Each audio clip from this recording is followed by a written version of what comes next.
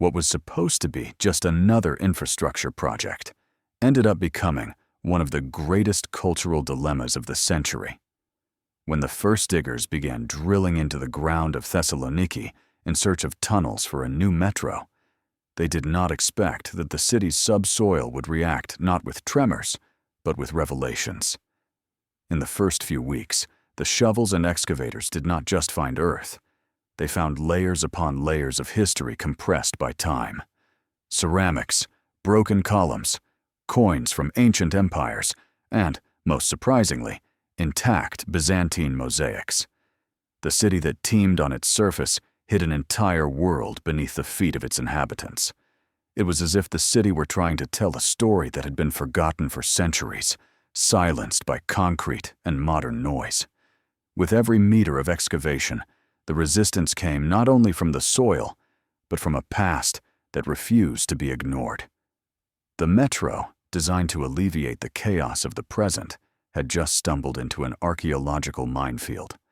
Workers began to call certain parts of the construction site ghost zones, because there, invariably, the tools would stop.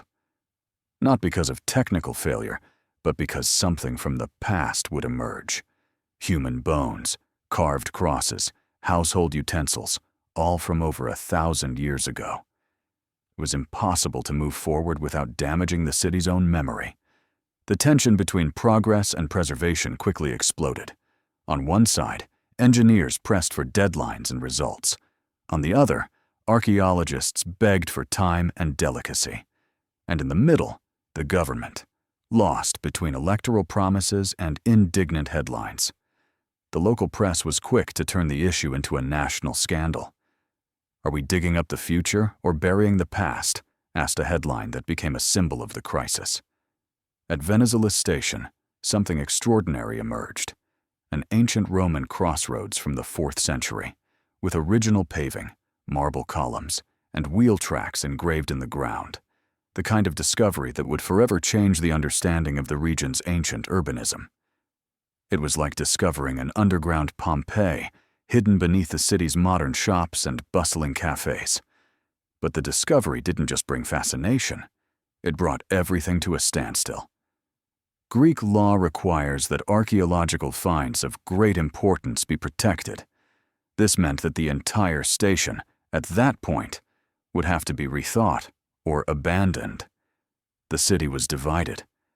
While some said that Thessaloniki needed to move forward, others believed that it was being invited to look inward, to its roots. In this clash, a question began to echo through the political corridors, the newspapers, and the streets. Is it worth destroying the past to speed up the present? And worse, do we have the right to silence a history that has finally begun to breathe again? Before the tracks existed, the Thessaloniki metro was already moving people not through the tunnels, but inside, in their souls. Long before it was taken over by bulldozers and metal fences, Thessaloniki was already a crossroads of worlds. Founded in 315 BC by Cassander, king of Macedonia, and named after his wife Thessalonica, half-sister of Alexander the Great.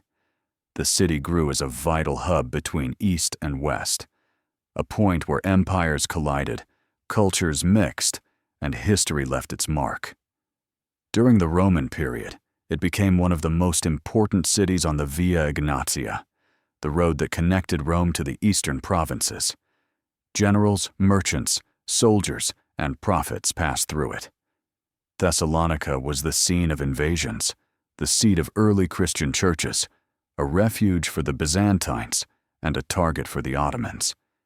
Each century added a new layer on top of the previous one, as if the city were writing its autobiography on the ground. But over time, this autobiography was buried, literally. Great fires, wars, earthquakes, and finally, the disorderly advance of modern urbanization buried entire sections of the city under buildings, sidewalks, and avenues.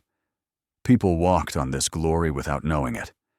The cafes, markets, and squares were founded on stones with millennia of history. Despite all this, Thessaloniki has always lived in the shadow of other, better-known Greek cities, such as Athens and Santorini. Few tourists knew of its importance. It was like a forgotten jewel, covered by the dust of time and neglect. But the metro, ironically, brought light to what was hidden. Literally digging their way underground, the works unearthed more than just artifacts. They unearthed an identity. Among the thousands of finds were objects that had not been found in any book, in any museum, or in any previous archaeological hypothesis. A Byzantine gold ring with a religious inscription. A perfectly preserved mosaic floor depicting scenes from the daily life of a wealthy 6th century home. Fragments of ancient Greek texts on clay tablets with calligraphy that had not yet been deciphered. Each artifact raised a new question, a story that deserved to be told, a piece of the soul of Thessaloniki that was resurfacing. And with them, the dilemma also grew: how to build a modern transportation system on top of a living museum. Meanwhile, the population that for decades had been asking for solutions to the chaotic traffic, overcrowded buses, and precarious infrastructure began to realize that what had previously been just a public work was now a ritual of rediscovery, something almost spiritual. The crossroads found at Venizelous station was not just a physical intersection. It symbolized the exact point where Thessaloniki's past and future met. And, more importantly, the moment when the city had to decide which path to take. Little by little, the metro stopped being just a promise of mobility. It became a time capsule, a mirror of what Thessaloniki was, is, and could be. It was no longer just a question of engineering. It was a question of identity. Long before tunnels revealed millennia-old mosaics, the Thessaloniki metro was already a stubborn dream. It was born amid the ashes of the Great Fire of 1917, which destroyed 2/3 of the city and forced Thessaloniki to reinvent itself. The urban reconstruction carried out by the French architect Ernest Hébrard envisioned a modern city with wide avenues, planned squares, and a metro. But time passed, memory faded, and the idea was shelved. It was only in the 1980s that the metro was taken seriously again. With a population of over 1 million and an overburdened transport system, the local government decided to scrap the project. But what followed was a disastrous sequence of poorly planned decisions, budget cuts, and improvisations. Instead of using modern tunnel-boring machines, as in other European capitals, they opted for the cheaper but extremely invasive cut-and-cover method. The excavations were carried out to a depth of just 2 meters, which inevitably meant encountering the past. But no one was prepared for what this would bring. Construction sites became chaotic zones. Streets were closed, traffic became even more suffocating, and sidewalks were covered in endless hoardings. Shopkeepers began to close their doors, and the population, which had previously dreamed of an efficient metro, began to see the project as an open wound in the city center. The greatest symbol of this failure was the crater dug near Demokratius Square, which became known as the Kouvelas Hole, in reference to the mayor at the time. A huge void, exposed for years, without workers, without machines, without a future. It became a joke, then an outrage, and finally, oblivion. The hole was not just physical, it was an abyss of trust between the people and their rulers. With the worsening of the Greek financial crisis in the late 2000s, the Thessaloniki metro was officially paralyzed. The city, drowning in debt, could barely keep its hospitals functioning. Talking about tunnels was almost an affront. The abandoned stations, some invaded by weeds and graffiti, became the portrait of a country in collapse. Meanwhile, each heavy rain flooded the excavations. Each month of inactivity meant millions wasted, and each new attempt to restart the project ran into the same ghosts: lack of funds, technical impasses, and of course the archaeological finds that continued to emerge as if the city itself were trying to stop the metro from moving forward. For many, the project had become a modern curse, a cruel reminder that rushing to the future can cause one to stumble over one's own past.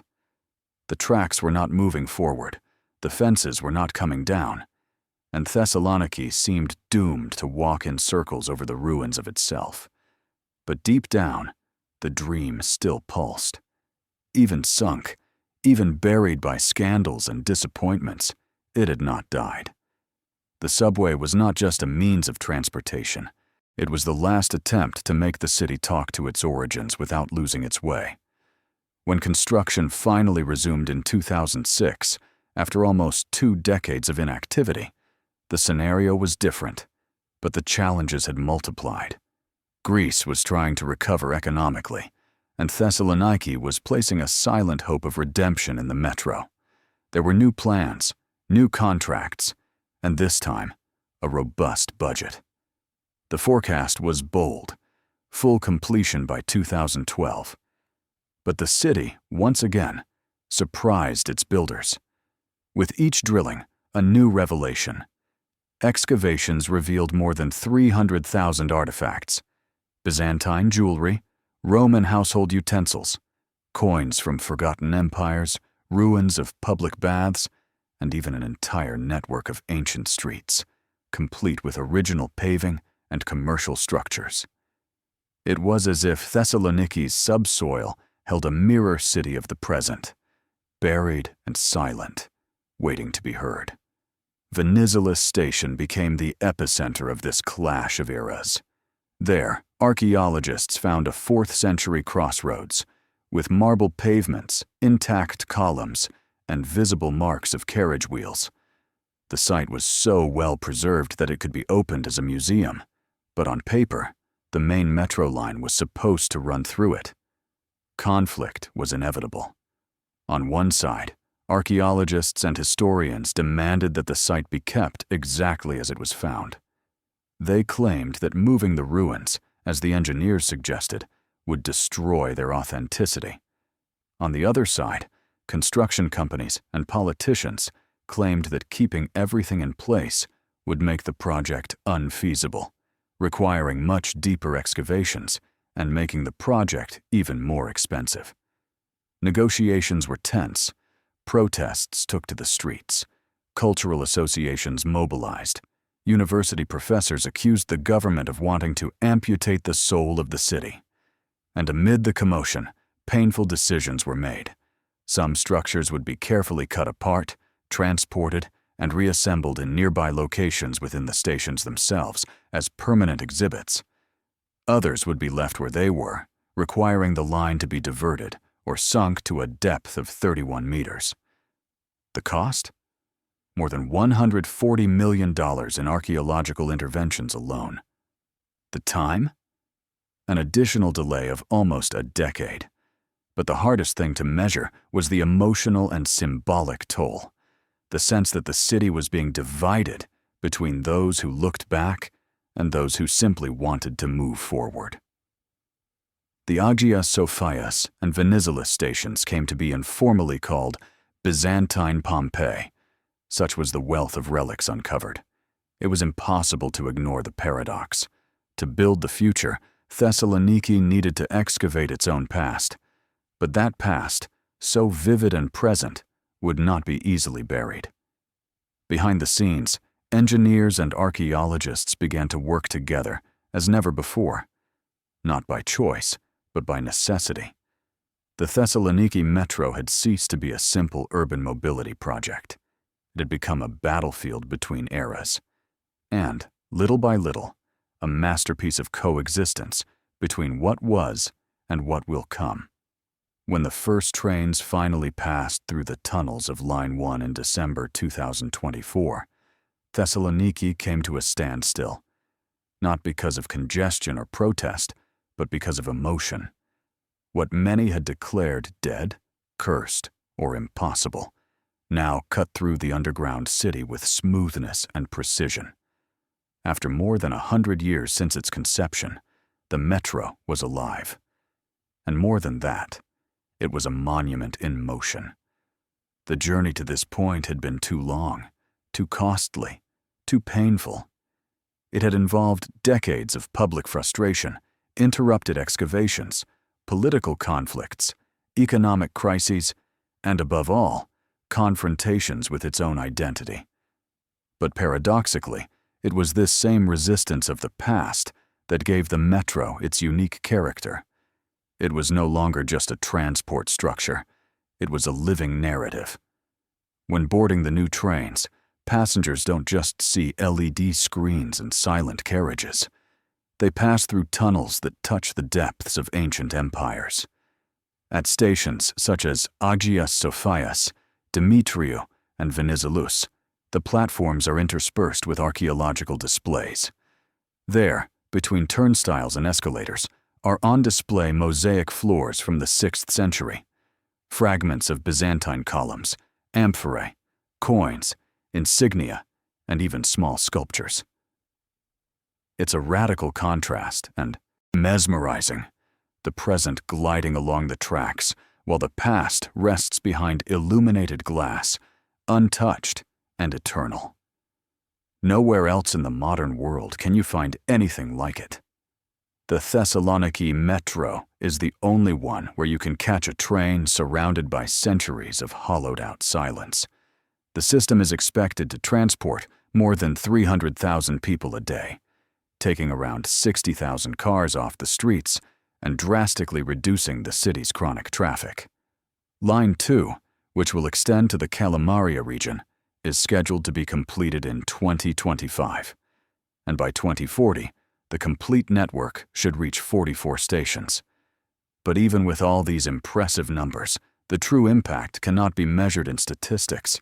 For many residents, the inauguration was more than functional. It was symbolic.